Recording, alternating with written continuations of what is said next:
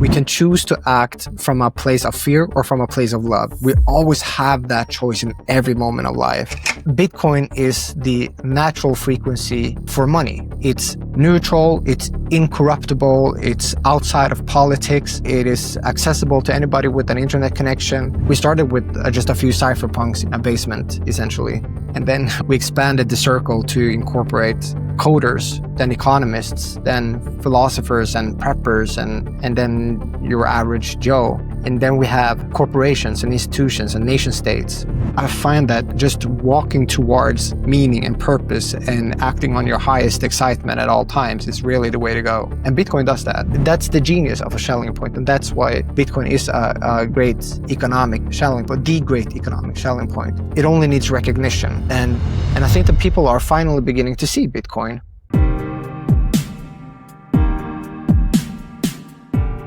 Hi, Ioni. How are you doing? Everything fine on your end?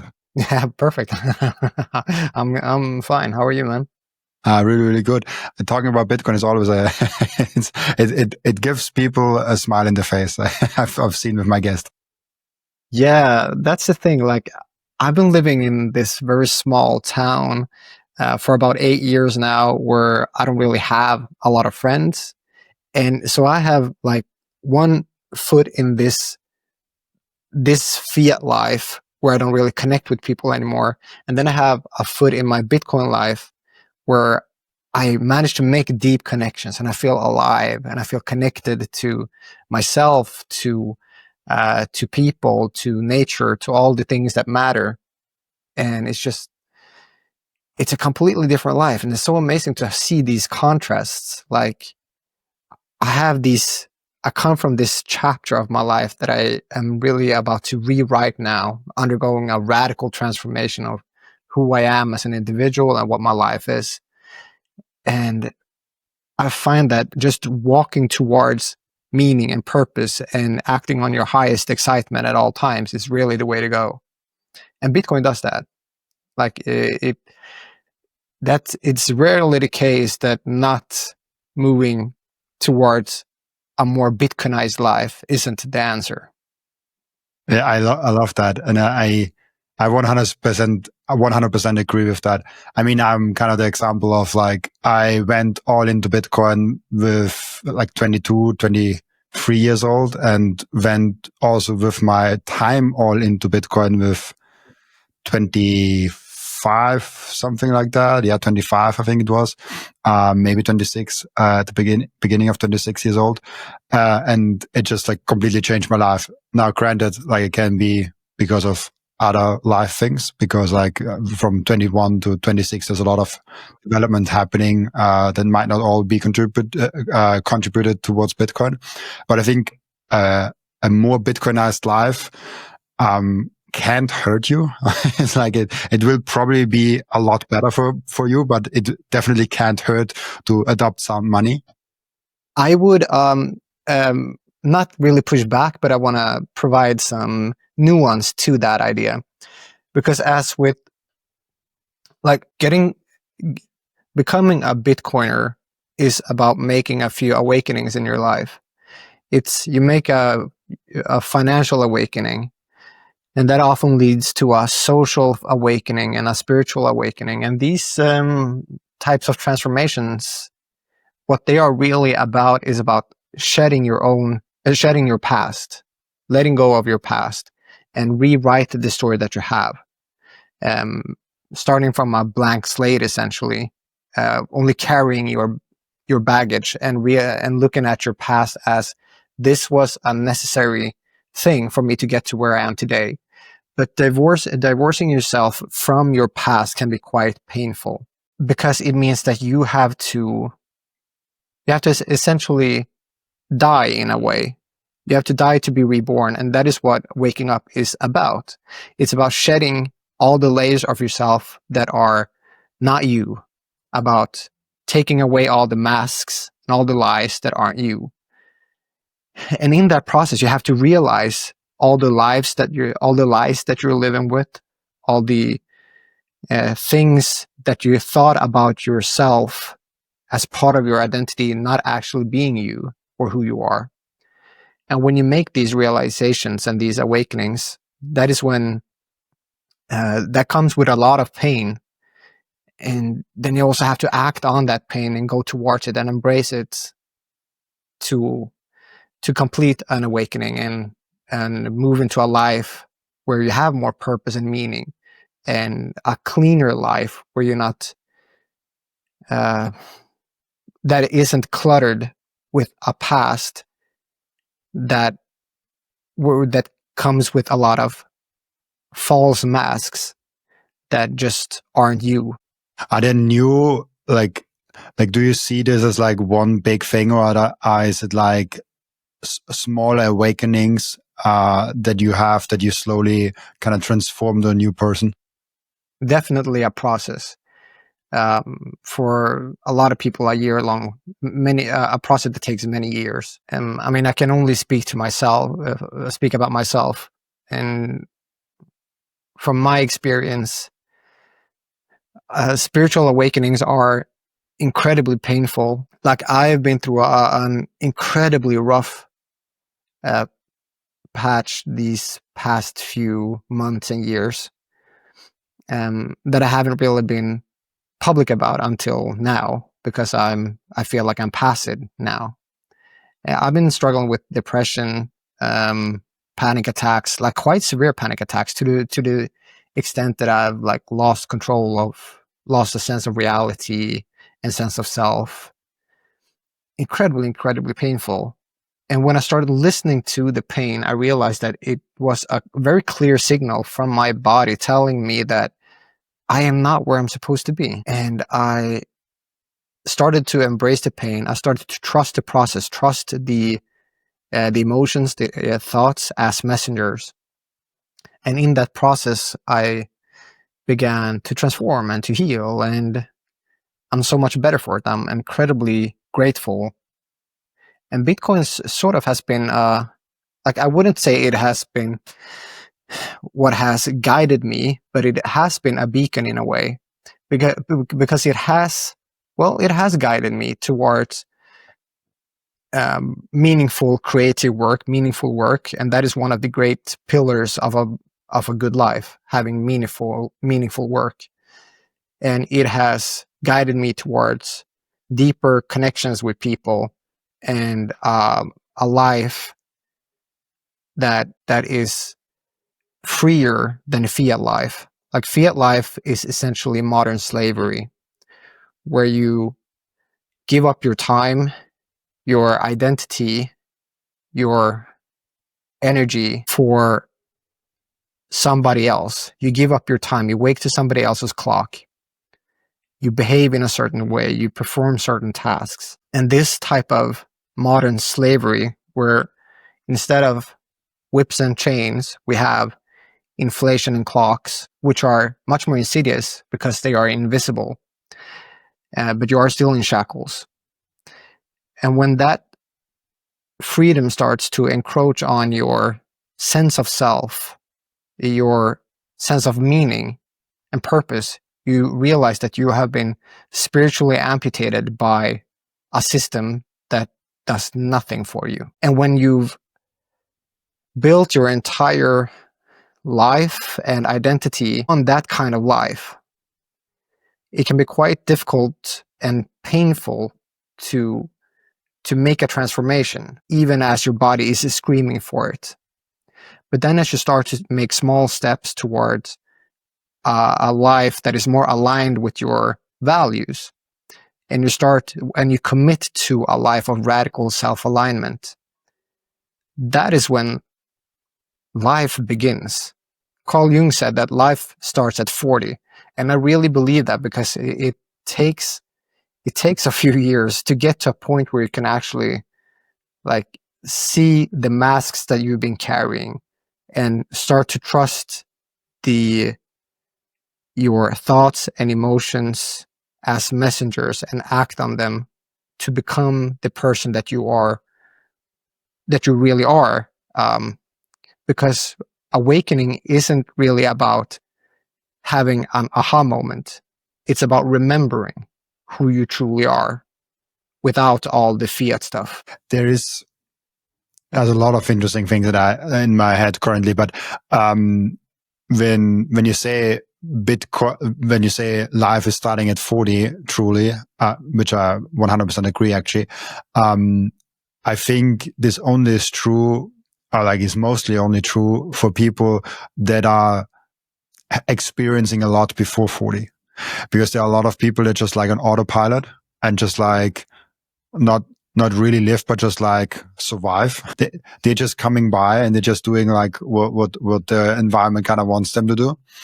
And that's why I'm always advocating, especially if you're under 30, like try as many different things as possible and don't shy risks, because under 30, the risk is not really risky.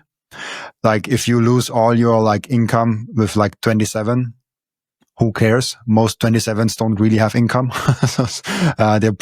Most of them are still studying. And then it's like, it's way harder to start those risks when you're like 45 and maybe have 2 kids and a wife that you have to feed.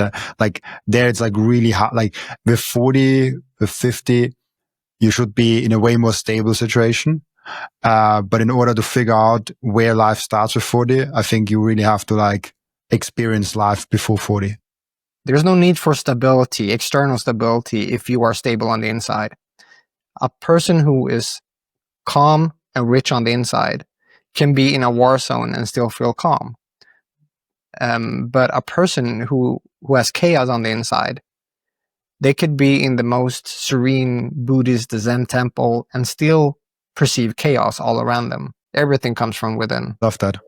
What other, I mean, it's already a lot, but have you had any special awakenings or any special like things that you've noticed within Bitcoin in 2025? Any special awakenings relating to Bitcoin in 2025? Well, I have sort of renewed my sense of just how important this technological and economic paradigm shift really is, how fundamental to society it is, and how important it is that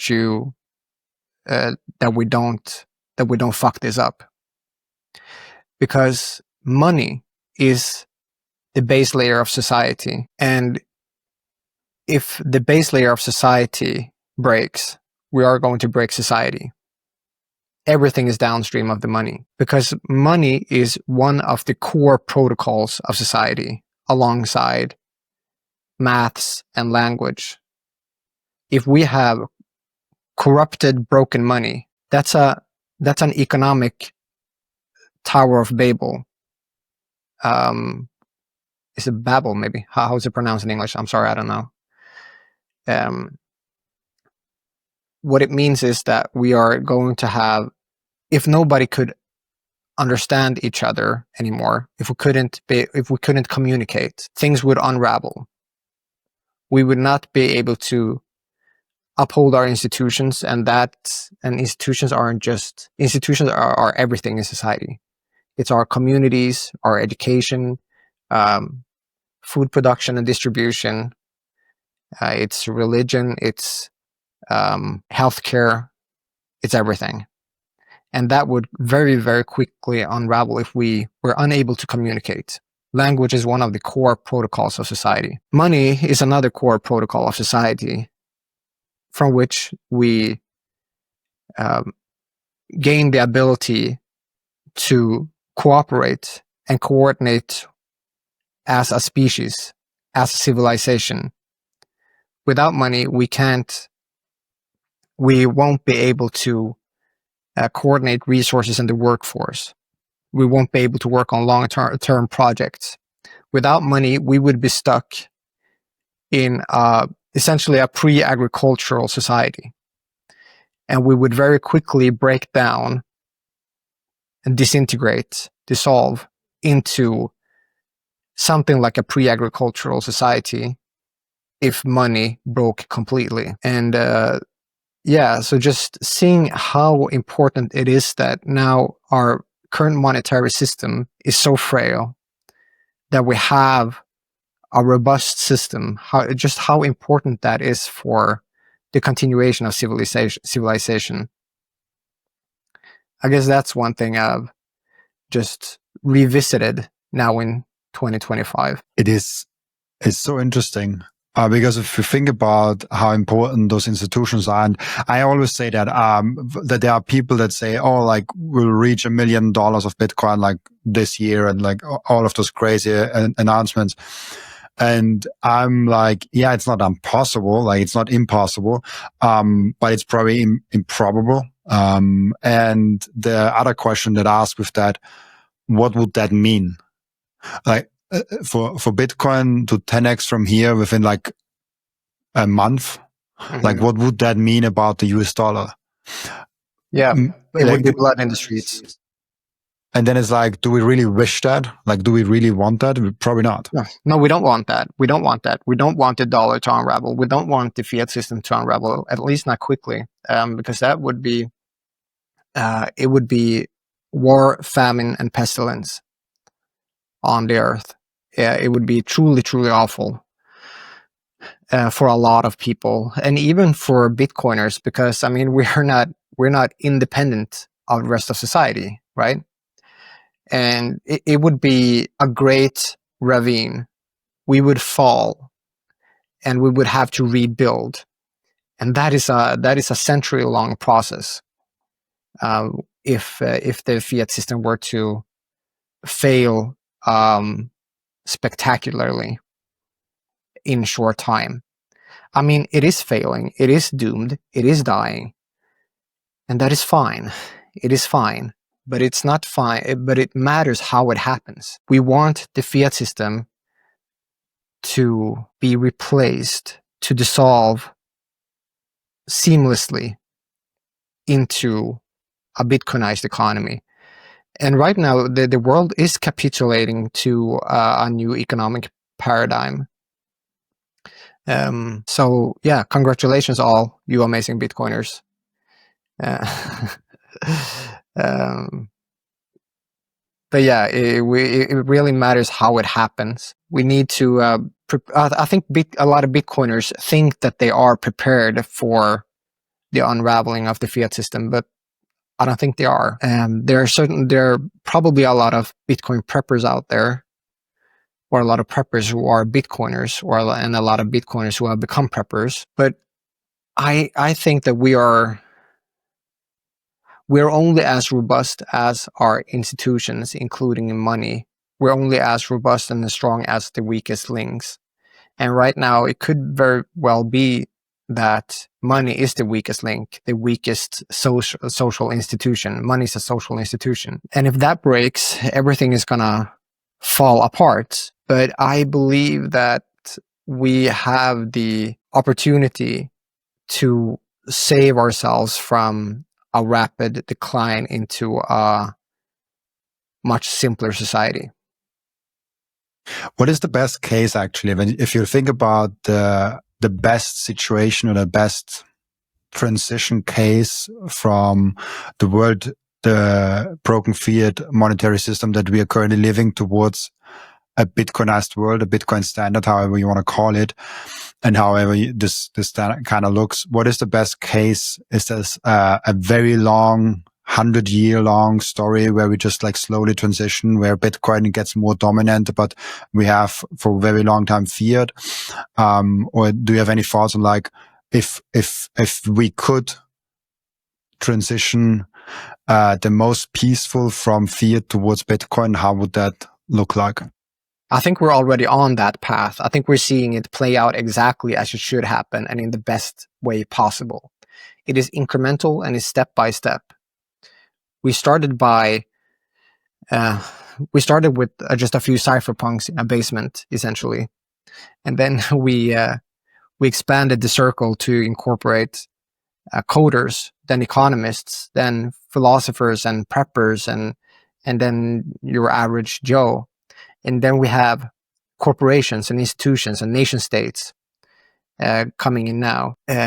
So this increment, and we have more and more financial tools essentially building the Bitcoin economy. We have to remember that this is an entirely new economic operating system. So we have to build it from the ground up. We can leverage ideas from the fiat system, like borrowing and lending against borrowing against your Bitcoin, for example, and like we can't have a credit-based system, but credit is it's an important instrument. It's an important tool that we will also have to reinvent, so to say, in the Bitcoin system. And all of these financial tools have to be built from the ground up, and that is exactly what we're seeing now. What people are building, and as we build, the system becomes more robust and it becomes more integrated with society, and then it can replace the fiat system bit by bit.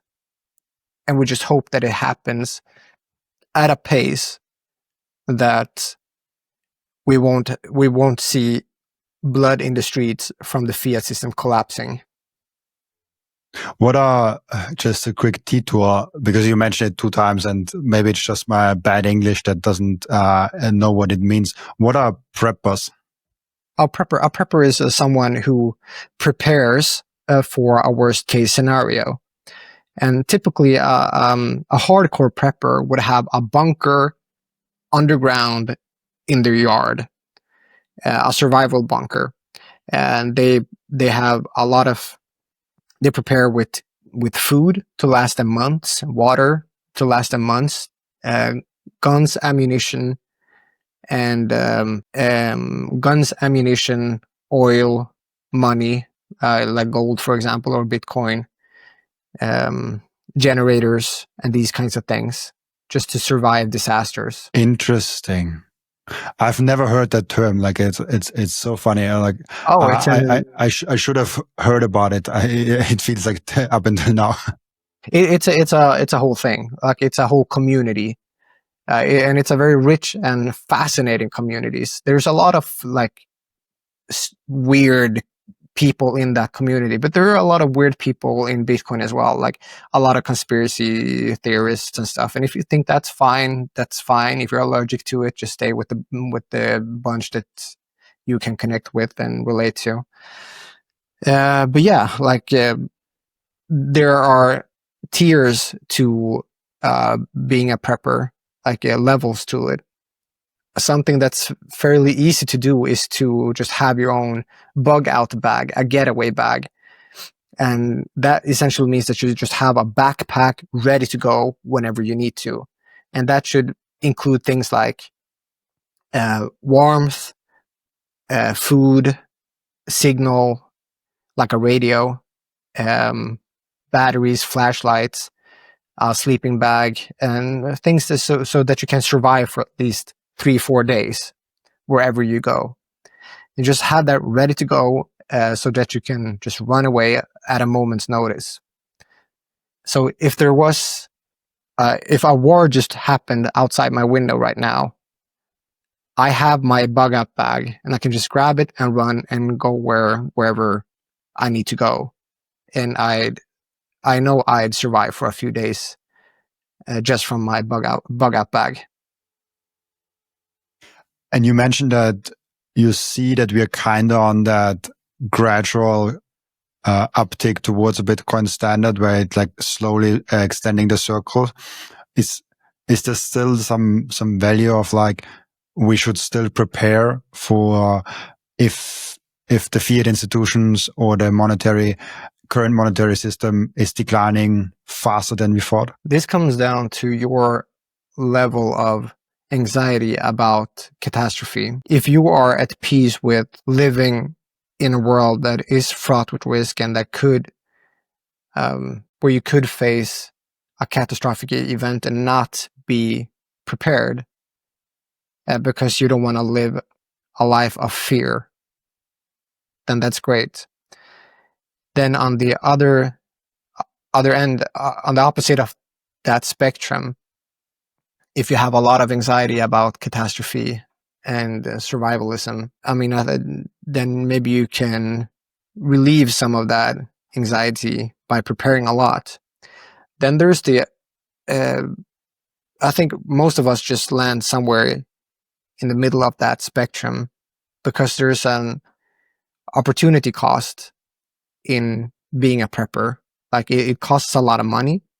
It takes a lot of time, a lot of effort, and a lot of energy. But if you enjoy it for what it is, for the philosophy of it, so that is mostly how I would engage with it, like on a philosophical level, and see how, if I vibe with the community, if I relate to the philosophy of survivalism, and then do essentially what I think is fun and necessary. I'm not sure if that answered your question. The most important thing for your Bitcoin journey is not buying Bitcoin, but it's how to keep them. And yes, you have maybe the right tools, but how do you actually go ahead and stick it all together so it's the most secure for you personally? Self-custody is a deeply personalized journey, and the Bitcoin way is helping you exactly finding that correct setup for you personally. They are also helping you with securing your own cybersecurity. And if you want to go one step above all that, you can even get a consultation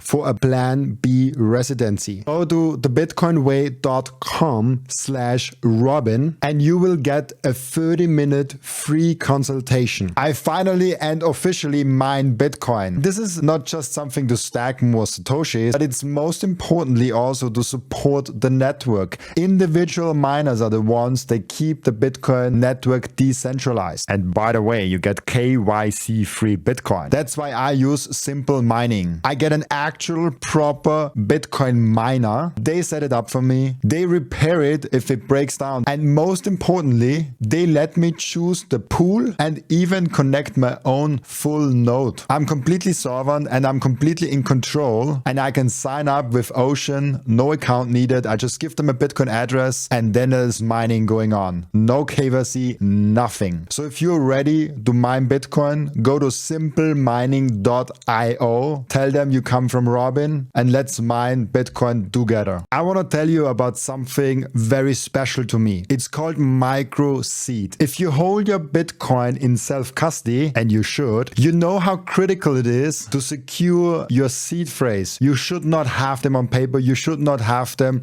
on anything else than titanium. With Microseed, you can engrave your 12 or 24 word seed phrase, the entire seed phrase, onto a 1-inch small washer. Yes, just one washer. All 24 words on that one washer. You can hide that thing everywhere. And even better, you don't need to buy a new kit every time you have to get a new wallet. You can make unlimited backups because Microseed is not selling the washer. Microseed is selling the device that stamps the washer. So you get the full kit with the device, with the washers, with the hammer, with everything you need to get started today. And you can make with that unlimited amount of backups. Go now to microseed.io. Again, that's microseed.io to get your last backup tool you ever need. I love that actually, that thought, and it did. And I love also,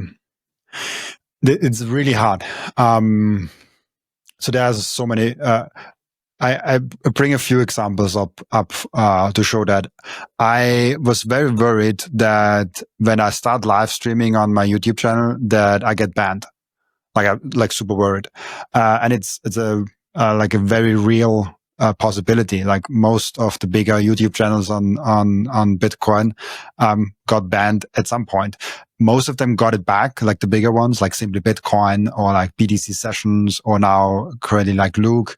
And most of them got it back within like hours. Like it was just like, oh, like some bot made a mistake.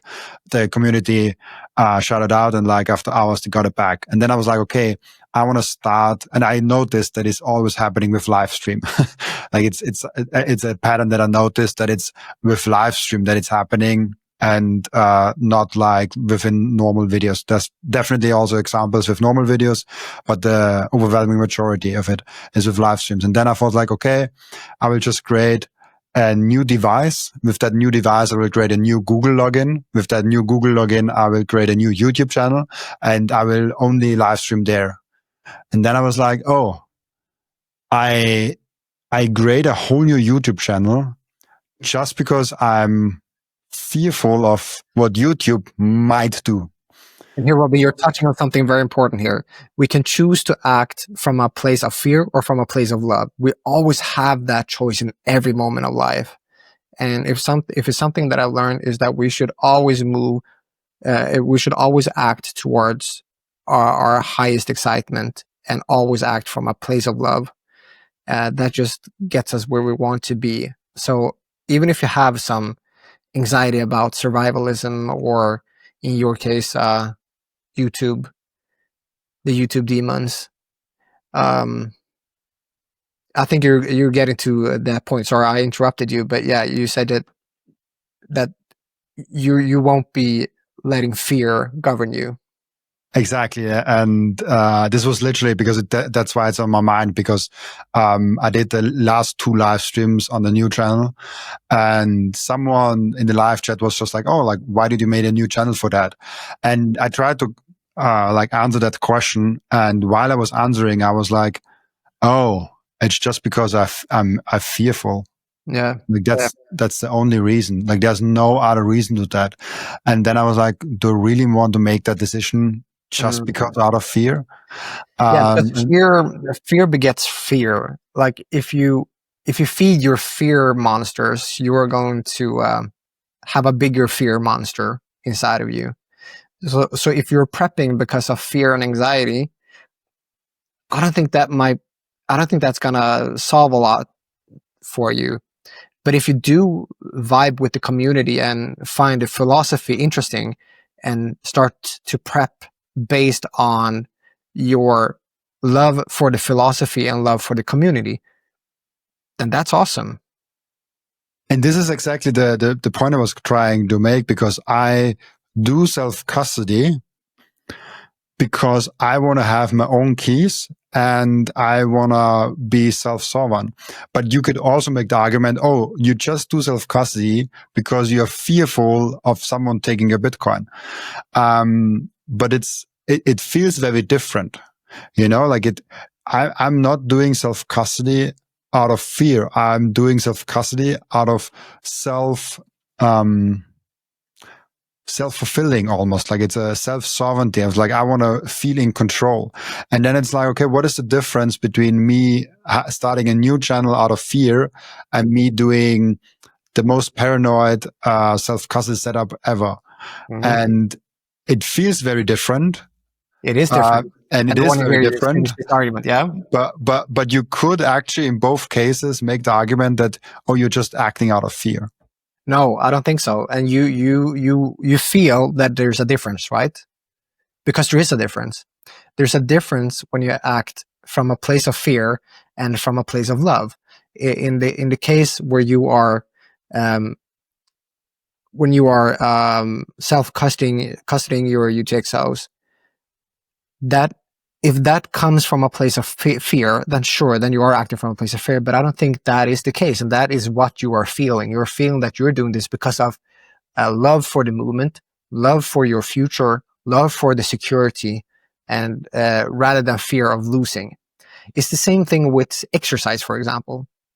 You can do exercise out of fear from becoming ill or weak, or not being able to punch back in an altercation.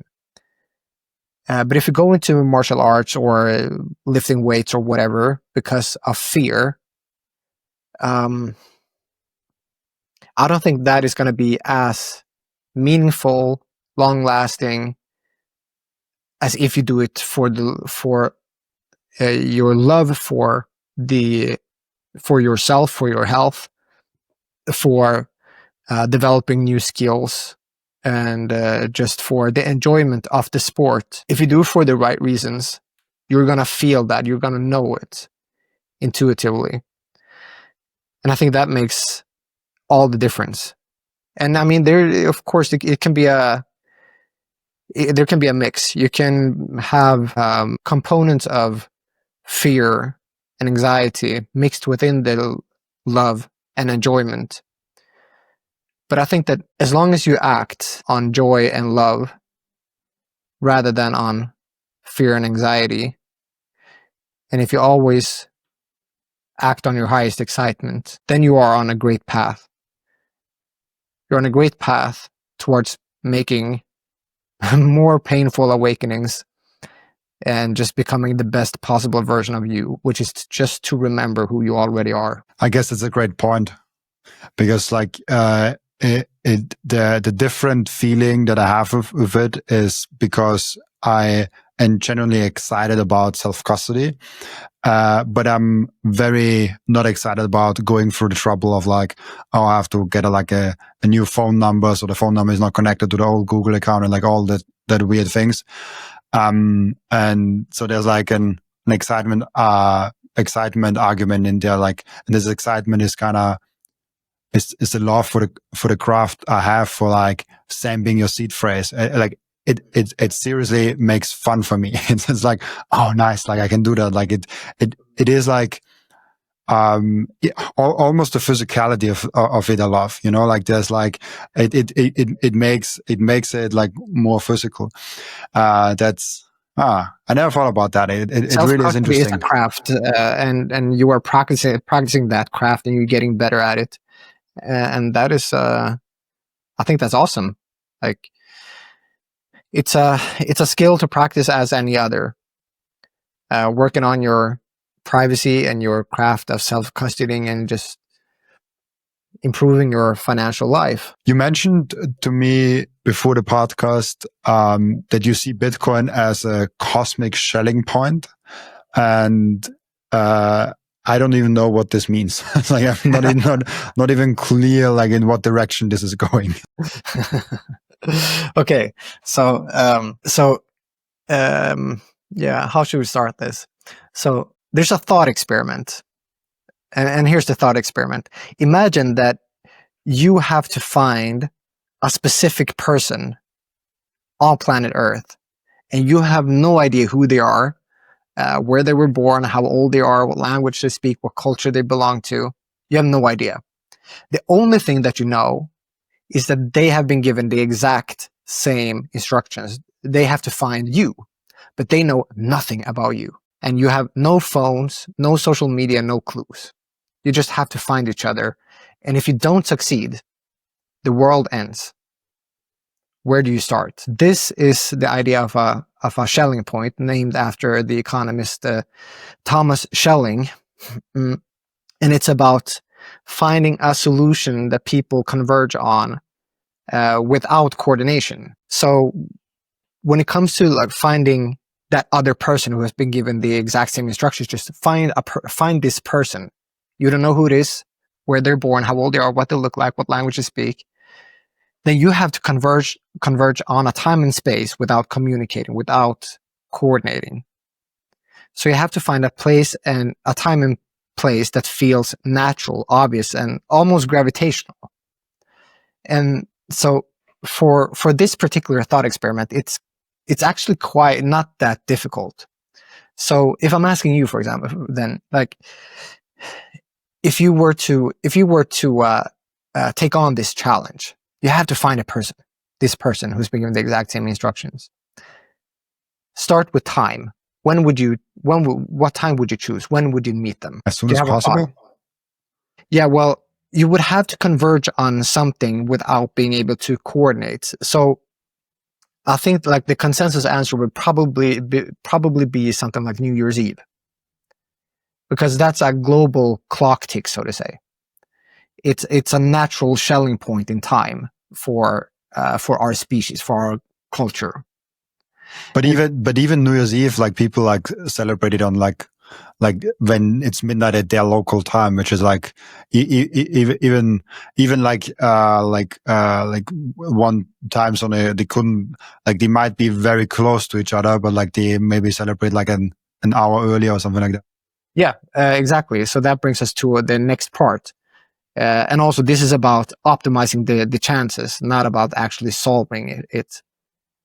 So the next part is about place. And that can be trickier, because if you say that you are in India, you would probably choose something like the Taj Mahal at New Year's Eve. In Egypt, you would choose the pyramids at New Year's Eve. But for the entire world, I think that chances are that you would gravitate towards New York City. And there's a reason for that. First, the universal language of on our planet is English. It's the international language. It's the language of science. So for that matter, we would choose some place in the Western world, and we would choose a place that feels like either like the economic epicenter of the world or just the capital of the world. And I think New York City would make a great candidate, but it wouldn't be like Times Square because that's just too chaotic. Imagine Times Square at New Year's Eve. You wouldn't be able to find anybody there. But a place like the highest floor on the Empire State Building, for example, midnight at New Year's Eve.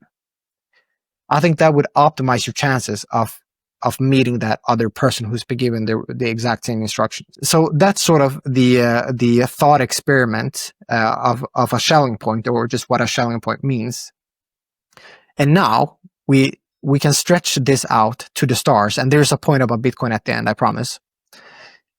So suppose we, instead of wanting to find another person here on planet Earth, suppose we want to communicate with another civilization that we don't know what they are, we don't know how they speak, what they look like, we don't know what means of communication they use. We don't know if it's a species that uses a sound or vision, or even like gravitational waves or quantum tunnels. We have no idea how they communicate. But if we want to talk to something like ourselves, like a civilization that is just advanced enough to use something like radio waves, then that is the medium that we would both recognize. So we would choose radio waves because we are not capable of using any other more sophisticated method than radio waves. We don't have access to quantum tunnels or whatever. We can't communicate with gravitational waves. So radio waves is the most sophisticated communication tool that we have currently.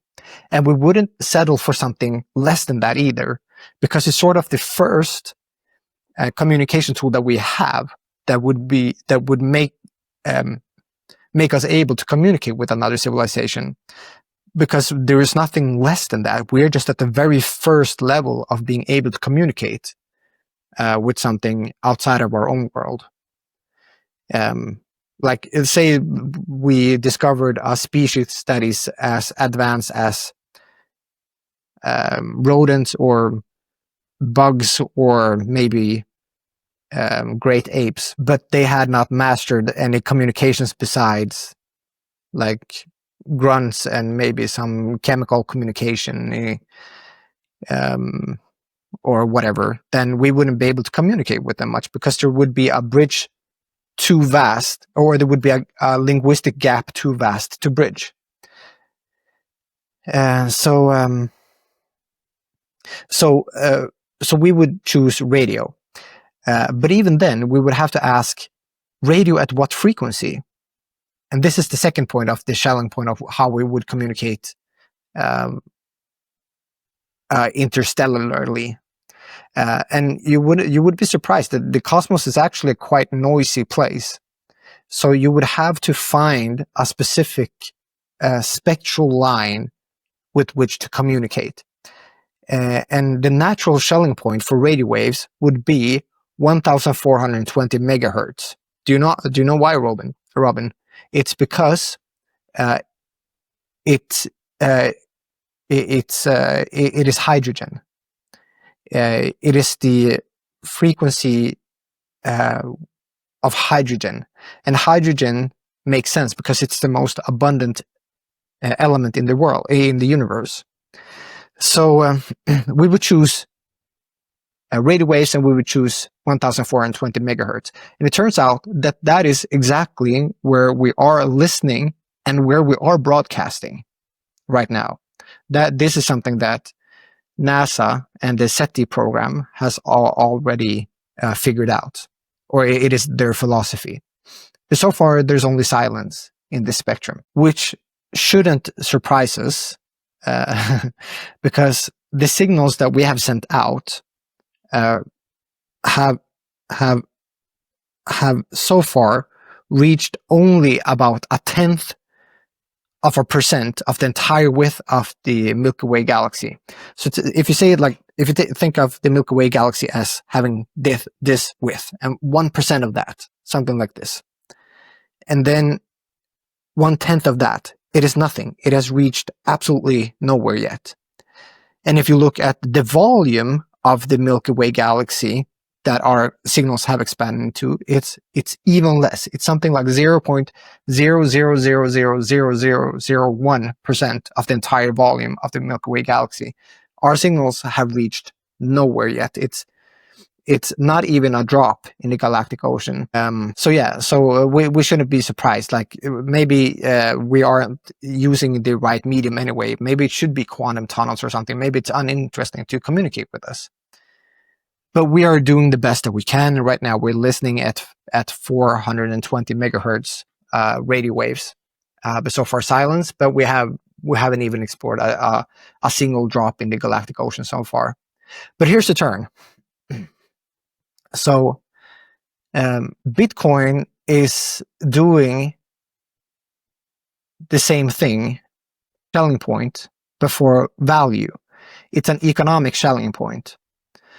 It's an economic Schelling point in the sense that it is a protocol that nobody coordinates, yet everybody converges on. A protocol that no one coordinates, yet everybody converges on. And that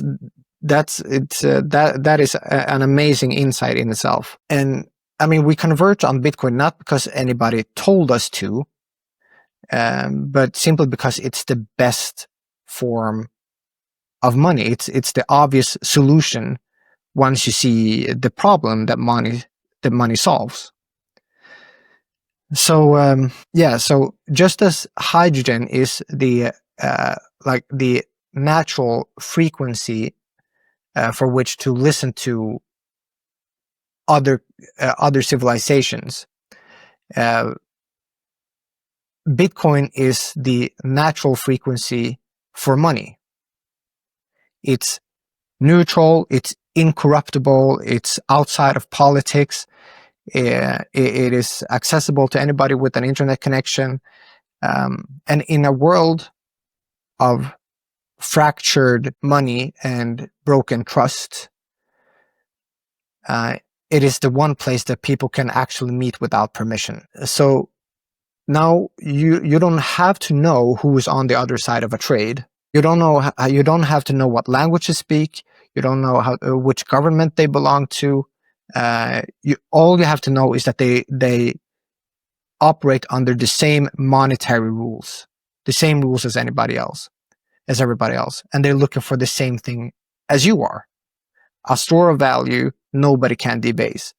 That makes Bitcoin, and that's the genius of a Schelling point, and that's why Bitcoin is a great economic Schelling point, the great economic Schelling point, and it doesn't need enforcement. It only needs recognition. And when people start seeing Bitcoin, when people see that it's the natural place where we converge, then that convergence becomes unstoppable.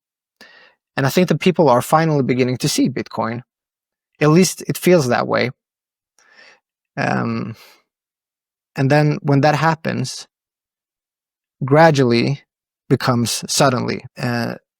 And the cool thing about Bitcoin is that it doesn't just sit at this economic Schelling point. It also creates new ones. It creates new economic Schelling points. Or rather, it creates new Schelling points. Like for time, for example.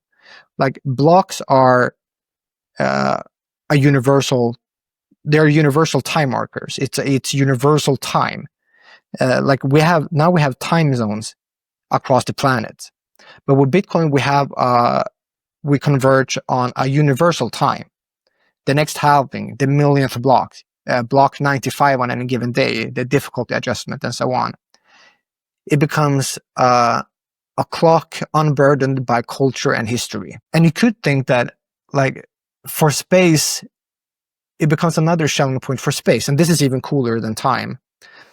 Because the Bitcoin network is itself a Schelling point in cyberspace, a place anyone can enter without crossing any border, and it gives humanity shared coordinates in cyberspace.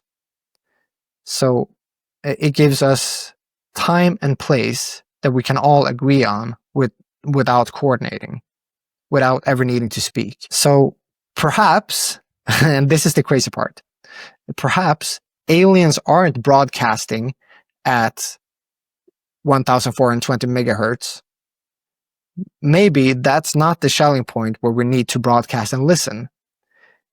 Maybe they'll just turn up on the Bitcoin network. But even I know when to stop, and now I'm taking this too far. I know my brain doesn't know when to stop, but I know.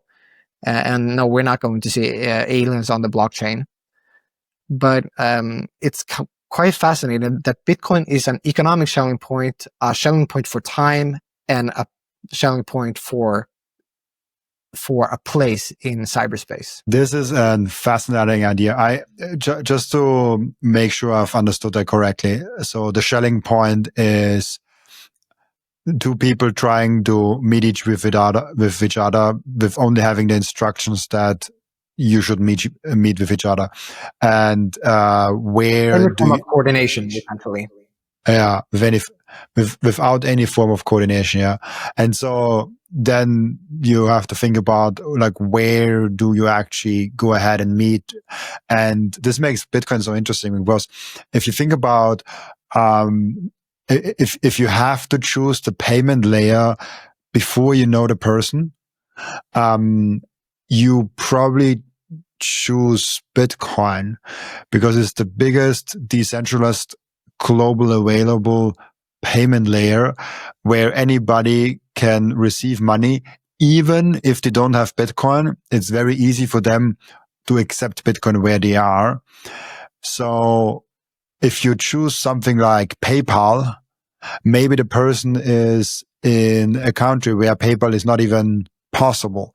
If you choose like any other payment layer, it's very hard to do that. Even if you say like, oh, I'll choose mail, I just mail him cash. Maybe that's not possible for some like reason that you cannot mail it to him. And it's obviously not that good to mail money around in an envelope. It gets stolen and stuff. So it's like, okay, if you want to find a global neutral network that is everywhere available, everyone has access to if they want to, there's no other alternative to Bitcoin. That's fascinating. Choose the most. Yeah, so it's about coordinating without the need for coordination. Like you and I have to coordinate without knowing each other. So you would have to go to something that is almost gravitational. The biggest network, the most robust and sound form of money, the most incorruptible money, the only money that has a fixed and inelastic supply. Bitcoin is the only form of money that makes sense in a digitized economy. Maybe, and I just pull up so we can see it because I love to do that. Maybe the aliens are meeting at us at the block 1 million. Like we are not that far away from it. Maybe there's some secret message in the 1 millionth block in there. Like that would be fun. Here's a problem with the Schelling point in that regard, because now we are very biased because of our anatomy. We have 5 fingers, and having 5 fingers, that is something that we have inherited from when we were fish, because they had 5 bones in their fins, and that has sort of skewed how we look at numbers. So we have 10 fingers, which has prompted us to create a base 10 number system. But if you are a species with, say, 3 fingers and 6 limbs, then you would probably have a base 6 system instead. And that makes math look radically different. So converging on block 1 million, that is a very human we're anthropomorphizing aliens if we think that they're going to meet us as block 1 million. However, they may have a sense of our culture and how we do things if they want to show up here. So yeah, it is a possibility, but that they would also find the number 1 million to be special. But because like, imagine the part that they're going to miss out on the greatest party on earth at block 1 million. If they have 3 fingers on each hand. I never thought about that, but of course, like we have a base 10 system, and it's interesting. I never thought about the block 1 million actually before this interview, which is weird.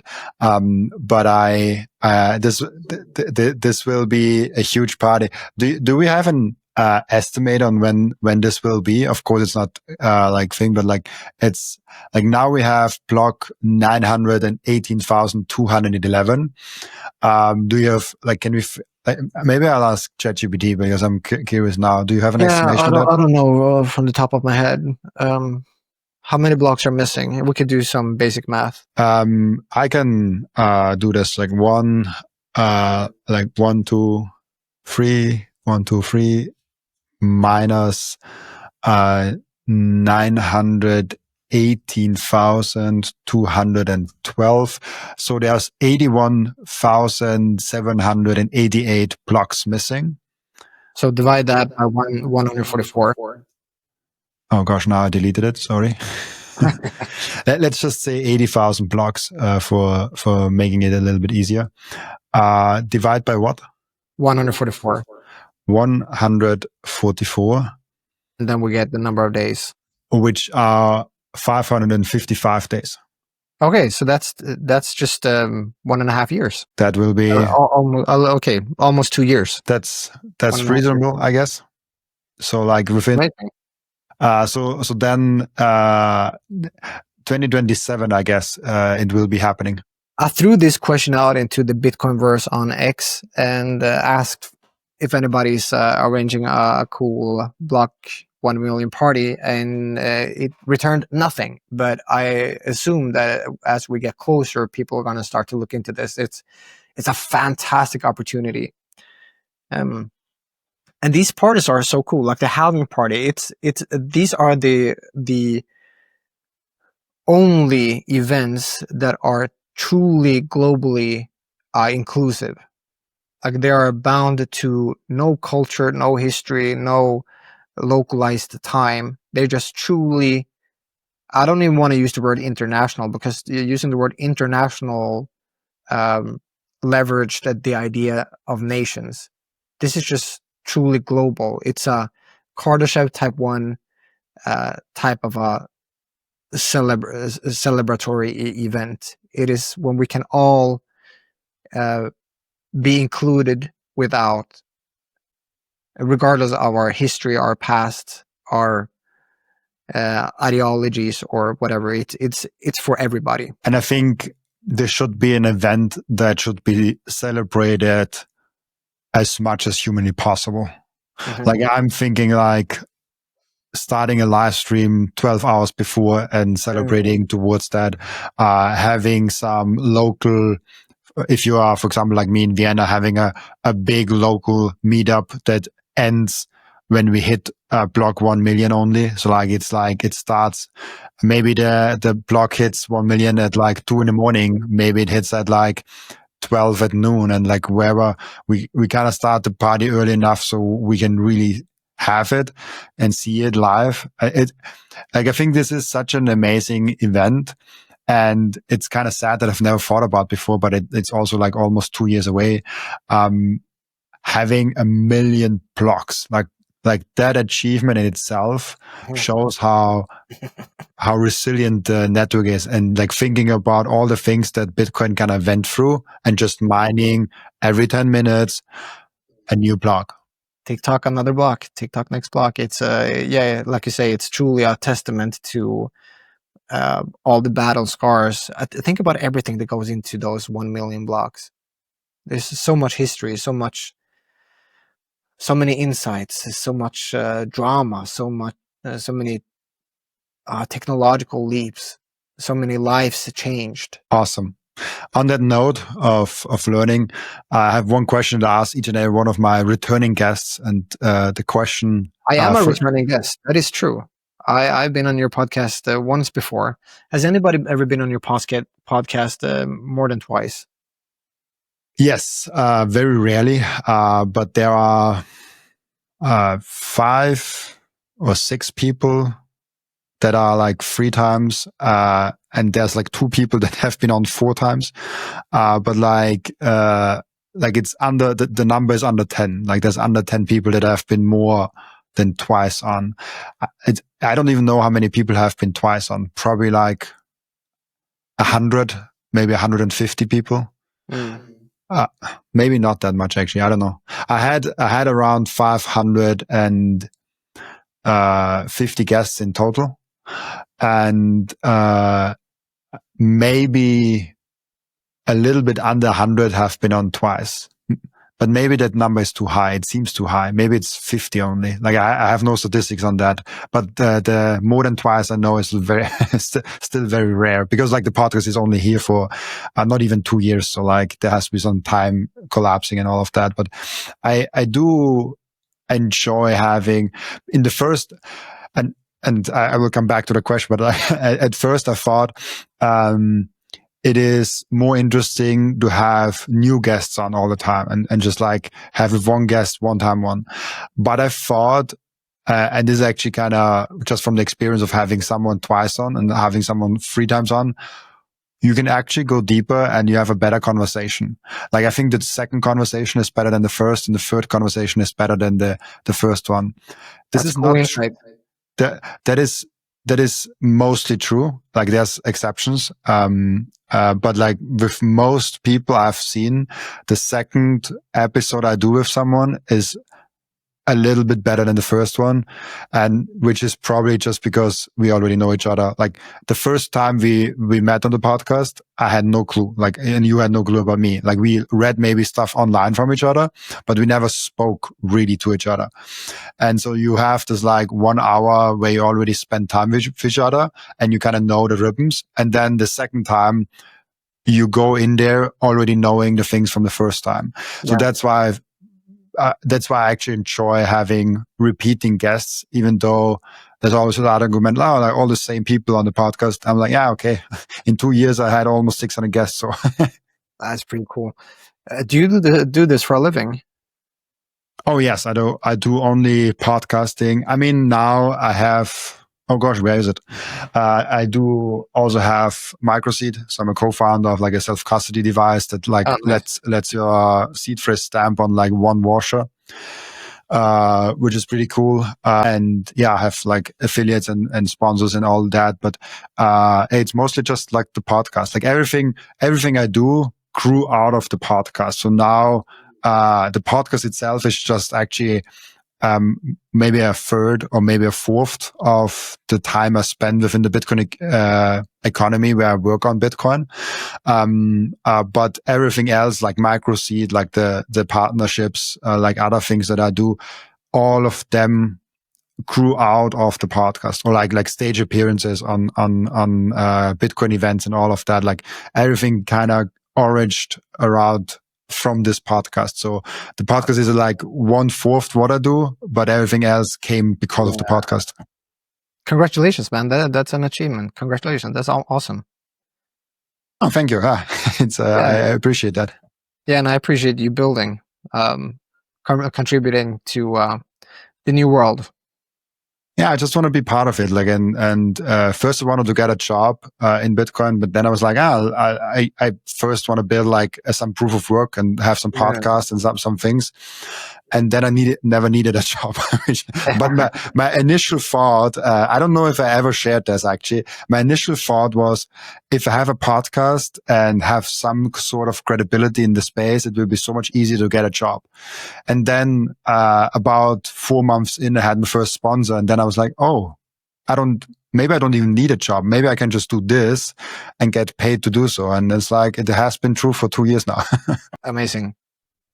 Inspiring. Back to my question.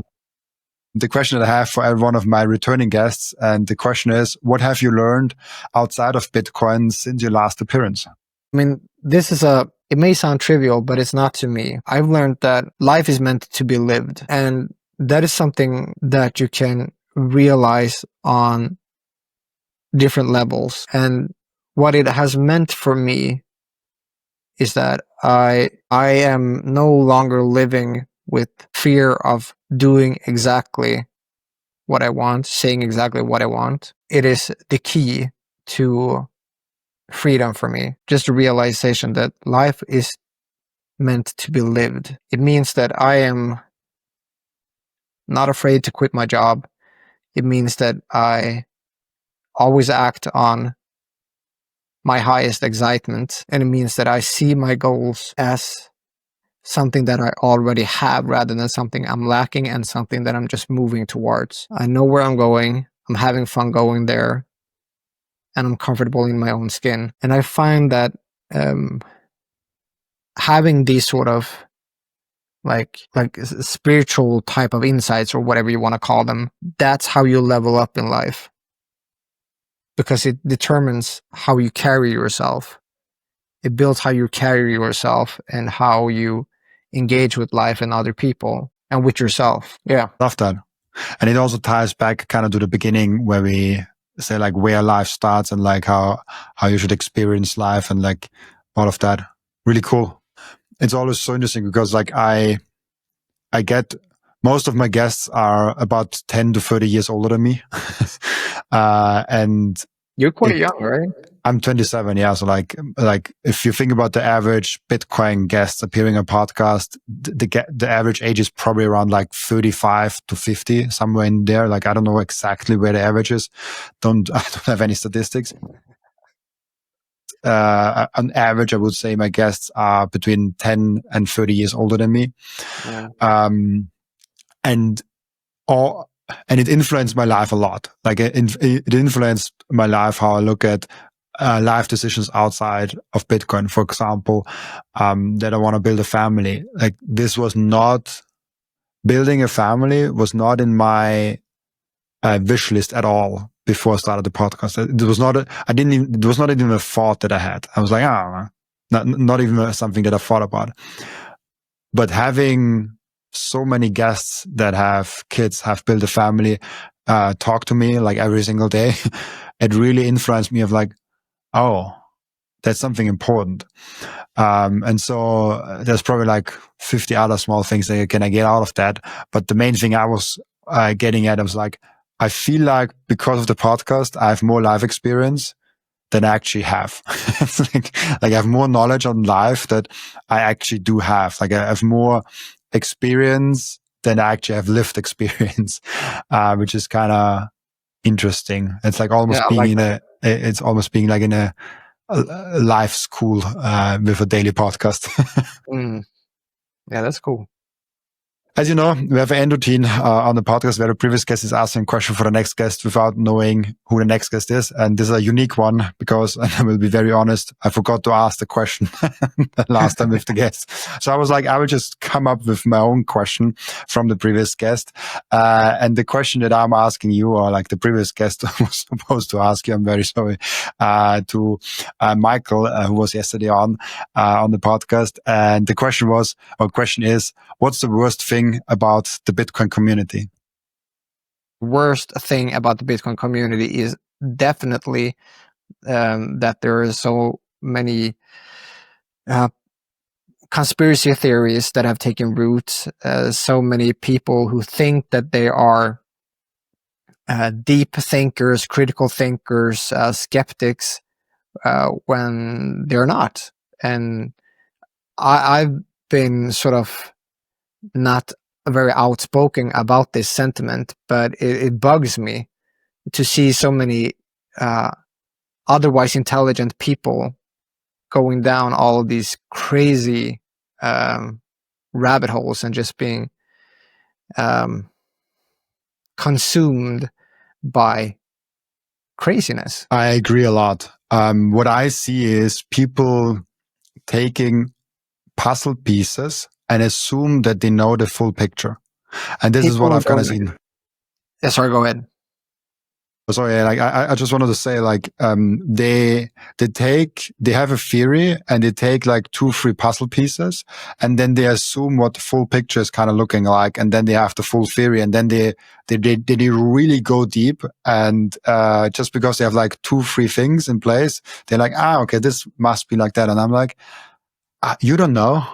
No, Like, exactly. I see that a lot. That is the mechanism of conspiracy theory. It is the scientific model in reverse. So in the scientific model, we begin with observation, and that leads us to conclusions. But a conspiracy theory starts with conclusion and then builds the puzzle backwards.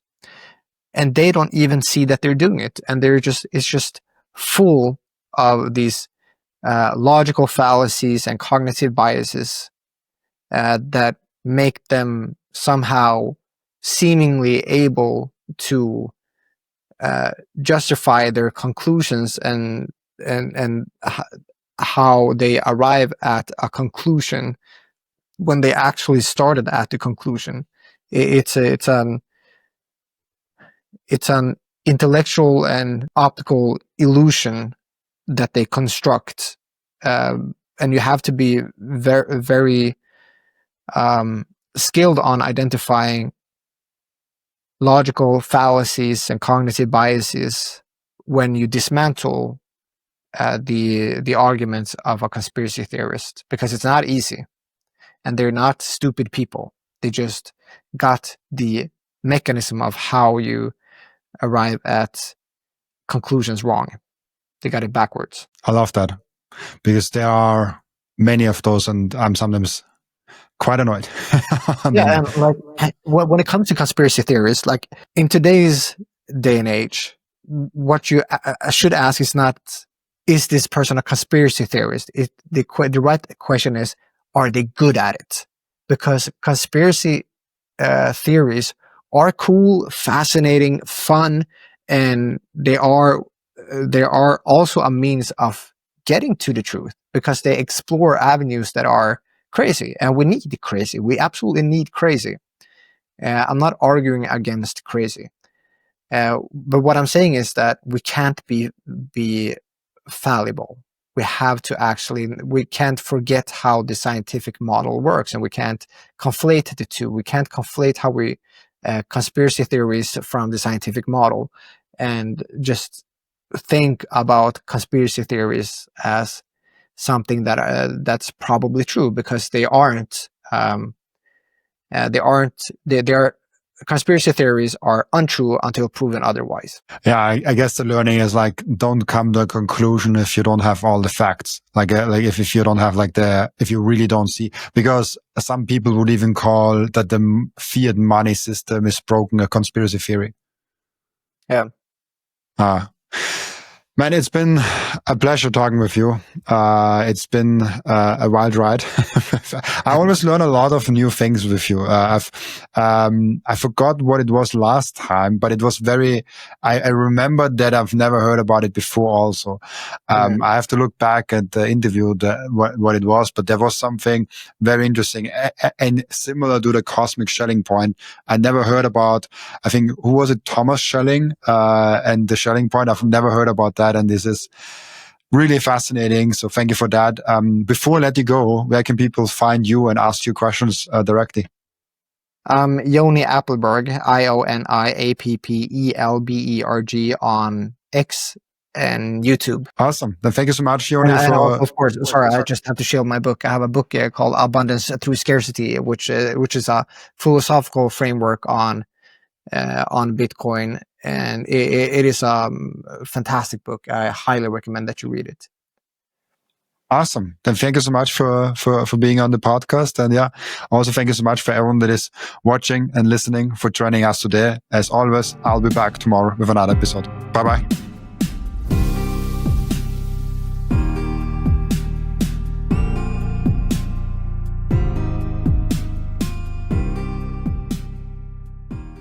This content is for educational and entertainment purposes only and does not constitute financial advice.